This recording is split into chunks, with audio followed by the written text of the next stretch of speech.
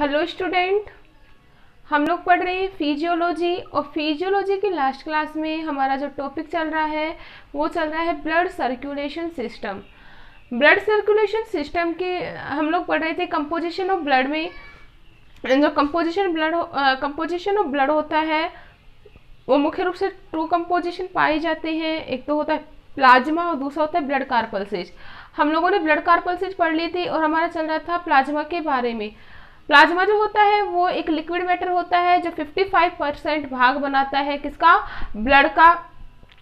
Plasma में हम लोग पढ़ रहे थे इसका कॉन्स्टिट्यूशन या इसके घटक के बारे में। हम लोगों ने बता दिया था प्लाज्मा के मुख्य रूप से दो घटक है, कार्बनिक और अकार्बनिक घटक, जिसमें हम लोगों ने ऑर्गेनिक कॉन्स्टिट्यूशन ऑफ प्लाज्मा के बारे में पढ़ लिया था। आज का जो अपना टॉपिक है वो है अकार्बनिक घटक, मतलब प्लाज्मा के अकार्बनिक घटक।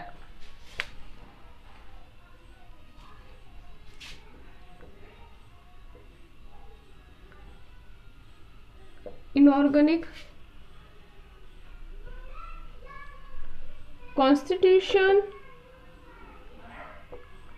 ऑफ प्लाज्मा या प्लाज्मा के अकार्बनिक घटक।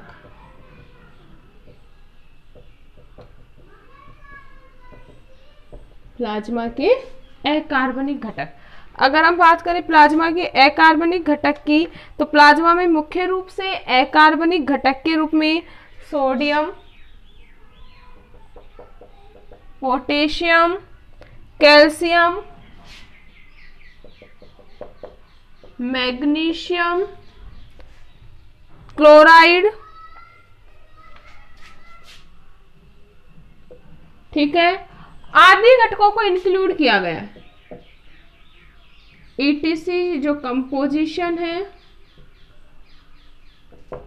वो किस में आते हैं भाई, प्लाज्मा के अकार्बनिक घटक के रूप में पाए जाते हैं, जिसमें से मुख्य जो घटक है अकार्बनिक घटक वो है NaCl। जो अकार्बनिक घटक है वो सबसे मुख्य रूप से उपस्थित होता है प्लाज्मा में। और ये जो इनऑर्गेनिक कॉन्स्टिट्यूशन है या अकार्बनिक जो घटक है लगभग संपूर्ण प्लाज्मा का 0.91% भाग बनाते हैं। कितना भाग बनाते हैं भाई, 0.91% भाग बनाते हैं। क्लियर है। जो एम्फीबियंस होते हैं उनमें और रेप्टाइल्स में जो प्लाज्मा में जो उपस्थित इनऑर्गेनिक कॉन्स्टिट्यूशन है वो आयन के रूप में पाए जाते हैं। किस किस में, रेप्टाइल्स प्लस एम्फीबियन में। इनमें जो ये घटक होते हैं वो किसके रूप में पाए जाते हैं भाई, आयनों के रूप में। जबकि मुख्य रूप से और सभी जो जीव होते हैं उनमें ये पाए जाते हैं लवणों के रूप में। किसके रूप में पाए जाएंगे भाई, लवण के रूप में। जबकि रेप्टाइल्स और एम्फीबियंस में क्या होते हैं, ये लवण आयनों के रूप में उपस्थित रहते हैं। इनऑर्गेनिक कॉन्स्टिट्यूशन की प्रेजेंस के कारण ही जो ब्लड होता है वो होता है हल्का क्षारीय प्रकृति का। अकार्बनिक घटकों की उपस्थिति के कारण, अकार्बनिक घटकों की उपस्थिति के कारण जो ब्लड होता है वो कैसा होता है, बेसिक इन नेचर। क्लियर है भाई। बेसिक इन नेचर का मतलब हल्का क्षारीय। We all know that student the pH of blood is equal क्या होती है भाई, 7.4। मतलब ये हल्का क्षारीय प्रकृति का होता है और इसका जो टेस्ट होता है वो कैसा होता है, नमकीन टेस्ट होता है। ठीक है।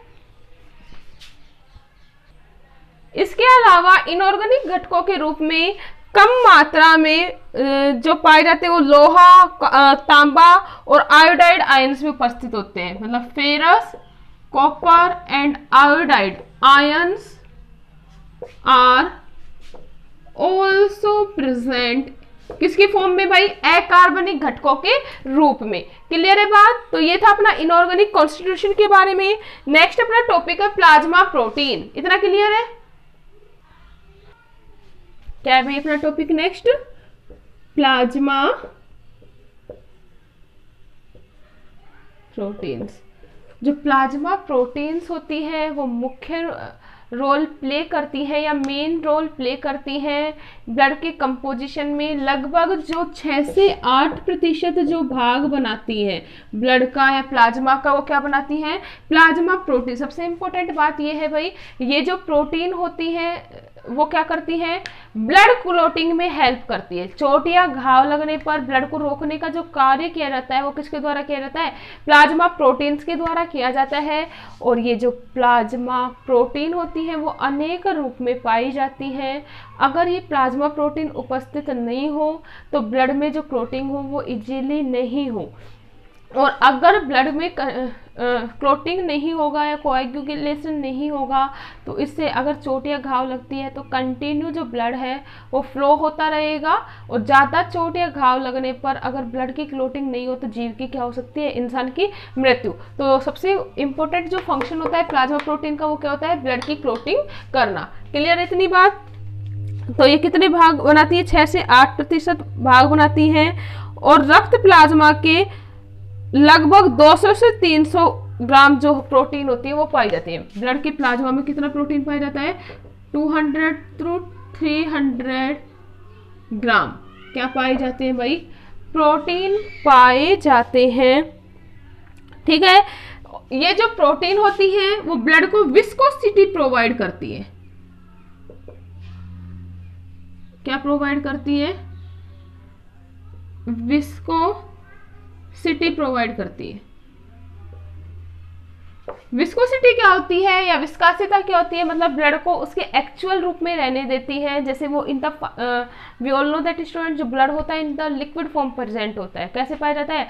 लिक्विड फॉर्म में पाई जाती है। तो इसका विस्कोसिटी क्या होती है कि किसी भी पदार्थ के द्वारा उसका जो दाब लगाया जाता है या जो उसके ऊपर प्रेशर लगाया जाता है जिसके कारण वह अपनी अवस्था में बने रहता है, यह गुण उसका क्या कहलाता है भाई? विस्कोसिटी। क्या कहलाता है? विस्कोसिटी। तो ये जो प्रोटीन होती है वो प्लाज्मा को क्या प्रोवाइड करती हैं? विस्कोसिटी प्रोवाइड करती हैं। ठीक है। मुख्य रूप से अगर हम बात करें प्लाज्मा प्रोटीन की तो प्लाज्मा प्रोटीन होती है एल्बुमिन, ग्लोब्यूटिन और फाइब्रिनोजन। ग्लोब्यूटिन,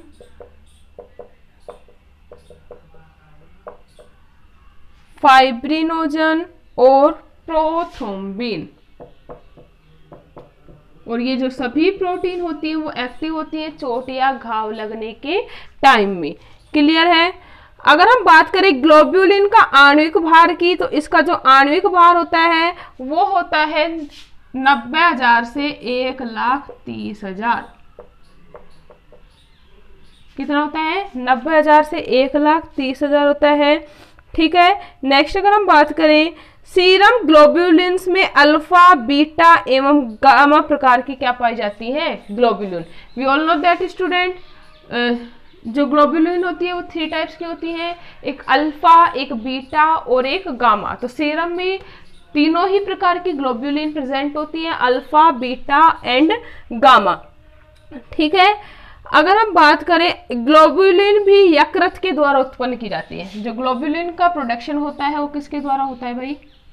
लीवर के द्वारा या फिर यकृत के द्वारा। लेकिन अगर हम बात करें गामा ग्लोब्यूलिन की, ग्लोब्यूलिन कितने टाइप्स की है?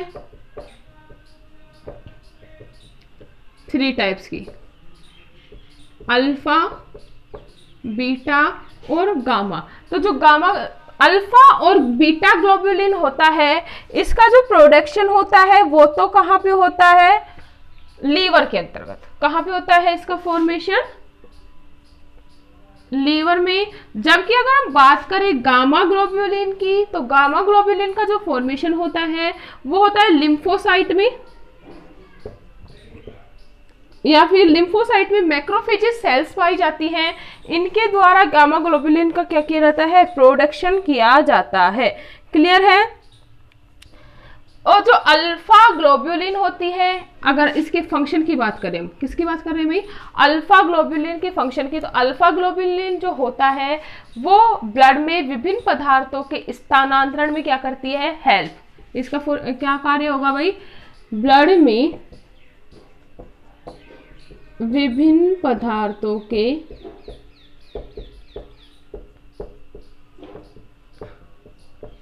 स्थानांतरण में क्या करती है, हेल्प, मतलब one place to another place, विभिन्न प्रकार के जो आयन पाए जाते हैं ब्लड में उनको ट्रांसफर करने का जो कार्य किया जाता है वो किसके द्वारा किया जाता है, अल्फा ग्लोब्यूलिन के द्वारा। क्लियर है। We all know that student what is the function of gamma globulin. हम लोगों ने लास्ट क्लास में बताया था जो गामा ग्लोब्यूलिन होती है वो मुख्य रूप से क्या करती है, एंटीबॉडी का फॉर्मेशन, क्या करती है, ब्लड में एंटीबॉडी का फॉर्मेशन करती है। हम लोगों ने उसमें पढ़ा था WBC में भी। तो जो गामा ग्लोब्यूलिन जो होती है वो किसका फॉर्मेशन करती है, एंटीबॉडी का। और we all know that student what is the function of antibody. जो एंटीबॉडी होती है वो शरीर में विभिन्न प्रकार के रोगों को से लड़ने की क्या करती है, क्षमता प्रदान करती है, या हम लोग बोल सकते हैं इन अदर वर्ड कि संक्रामक रोगों से रक्षा करने का जो कार्य किया जाता है वो किसके द्वारा किया जाता है, एंटीबॉडीज के द्वारा। तो गामा ग्लोब्यूलिन के द्वारा किसका फॉर्मेशन किया जाएगा भाई, एंटीबॉडी फॉर्मेशन। क्लियर है। तो ये था हमारा प्लाज्मा प्रोटीन के बारे में। अब हम बात करेंगे फंक्शन ऑफ प्लाज्मा प्रोटीन। किसकी बात करेंगे भाई, फंक्शन ऑफ प्लाज्मा प्रोटीन की। तो फर्स्ट फंक्शन जो होता है वो क्या करती है, ये प्रोटीन जो होती है सबसे इंपॉर्टेंट बात उभयधर्मी प्रकृति की होती है। जो प्लाज्मा प्रोटीन होती है उनकी प्रकृति कैसी होती है, उभयधर्मी। ठीक है, उभयधर्मी प्रकृति की होने के कारण ये रुधिर के अंदर अम्ल व क्षार का संतुलन बनाए रखती है। सबसे इंपॉर्टेंट बात है यहाँ पे कि इनमें ये उभयधर्मी का मतलब इनमें एसिडिक एंड बेसिक दोनों प्रकार के नेचर पाए जाते हैं, जिसके कारण भी all know that student mostly जो ब्लड का जो पीएच होता है वो होता है 7.4 और 7.4 इस मतलब क्या होगा कि वो बेसिक नेचर का है, लाइट बेसिक नेचर का। जबकि हम बात करें प्रोटीन की तो जो प्लाज्मा प्रोटीन होती है वो उभयधर्मी नेचर की होती है, जिसके कारण अम्ल क्षार का क्या बना रहता है, संतुलन बना रहता है। नेक्स्ट अगर हम बात करें प्लाज्मा प्रोटीन क्या कर दिए, विस्कासिता प्रदान, क्या कर रही है भाई, विस्कासिता हम लोगों ने बता दिया क्या है कि जैसा जो गुण है किसी भी पदार्थ का उसका बनाए रखने का जो कार्य किया जाता है वो किसके द्वारा किया जाता है, किसी भी पदार्थ की विस्कोसिटी के द्वारा। तो ये जो प्लाज्मा प्रोटीन है वो ब्लड को क्या प्रदान करती है, विस्कासिता। नेक्स्ट अगर हम बात करें फाइब्रिनोजन और प्रोथ्रोम्बिन किसमें पाई जाती है, प्लाज्मा प्रोटीन है, फाइब्रिनोजन प्लस प्रोथ्रोम्बिन क्या करती है, ब्लड में क्लोटिंग करने का हेल्प करती है।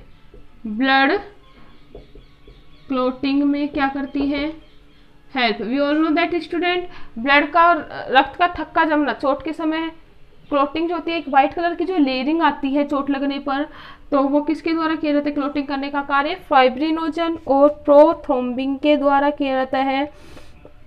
अल्फा और बीटा ग्लोब्यूलिन्स की बात करें, अल्फा प्लस बीटा जो ग्लोब्यूलिन होता है वो हार्मोन एवं रासायनिक पदार्थों के संवहन में हेल्प करते हैं।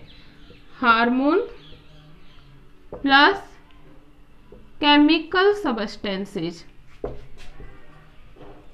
केमिकल सब्सटेंसेज का ट्रांसफर करने का कार्य करते हैं। केमिकल सब्सटेंसेज का मतलब विभिन्न आयनों का। अभी हम लोगों ने पढ़ा था कि अल्फा जो प्रोटीन होती है वो ब्लड में विभिन्न प्रकार के पदार्थों के संवहन में क्या करती है, हेल्प। तो ये जैसे आयोडाइड, फेरस, कैल्शियम, सोडियम, इन सभी आयनों को एक सेल से दूसरी सेल या one place to another place transfer करने का जो कार्य किया जाता है वो किसके द्वारा किया जा रहा है भाई, अल्फा व बीटा ग्लोब्यूलिन के द्वारा। इसी प्रकार अगर हम बात करें गामा की, तो गामा क्या कर रही है, एंटीबॉडी प्रोडक्शन करती है जो विभिन्न प्रकार के संक्रामक रोगों से हमारी क्या करती है, हेल्प करती है। क्लियर है। तो ये था हमारा फंक्शन ऑफ प्लाज्मा प्रोटीन के बारे में। नेक्स्ट हम बात करेंगे जो नेक्स्ट इसका जो कॉन्स्टिट्यूशन है वो है ब्लड ग्लूकोज। तो रुधिर ग्लूकोज के बारे में पढ़ेंगे। कंपोजिशन ऑफ प्लाज्मा में ब्लड में क्या है, ब्लड ग्लूकोज या रुधिर ग्लूकोज। प्लाज्मा में अगर हम बात करें तो लगभग 1% ग्लूकोज पाया जाता है। हम प्लाज्मा के कंपोजिशन के बारे में पढ़ रहे हैं। प्लाज्मा में ऑर्गेनिक इनऑर्गेनिक कॉन्स्टिट्यूशन पाया जाता है, इसके अलावा प्लाज्मा प्रोटीन पाई जाती है और क्या पाया जाता है, रुधिर ग्लूकोज। तो संपूर्ण प्लाज्मा में लगभग कितना % ग्लूकोज पाया जाता है, 1.0% ग्लूकोज पाया जाता है। लेकिन अगर हम बात करें इसकी कंसंट्रेशन की, तो इनकी जो कंसंट्रेशन होती है वो चेंजेबल होती है, लगभग 0.080 से 0.14%, 0.080 टू 0.014% तक क्या होती रहती है भाई, चेंज होती रहती है या परिवर्तित रहती है। क्लियर है। जो मस्तिष्क की तंत्रिका कोशिकाएं होती हैं वो ग्लूकोज की प्रति क्या होती हैं, संवेदनशील होती हैं। क्लियर है। तो ये था हमारा ब्लड ग्लूकोज के बारे में। नेक्स्ट क्लास में हम लोग पढ़ेंगे फंक्शन ऑफ ब्लड के बारे में।